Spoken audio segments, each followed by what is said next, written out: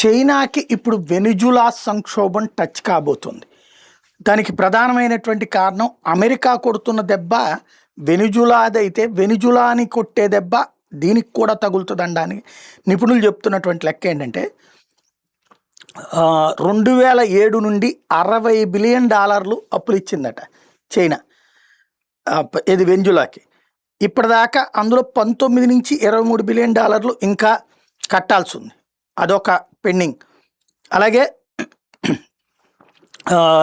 డైరెక్ట్గా are indirect investments $100 billion విలువైనవి ఉన్నాయట అక్కడ.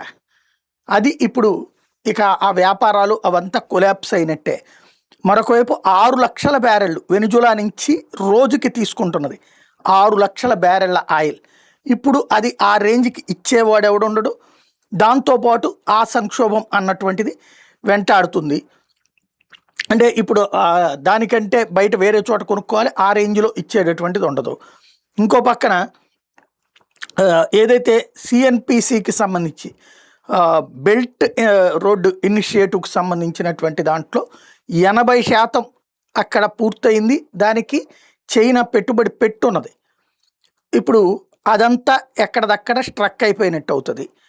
అలాగే ఇప్పుడు పేమెంట్స్ వీటన్నిటికీ కూడా స్ట్రక్ అయిపోయే పరిస్థితి ఉంది. కాబట్టి చైనాకి ఏం చేయాలో అర్థం కాని పరిస్థితి అయితే ఉందన్నటువంటిది లెక్క చెప్తున్నారు.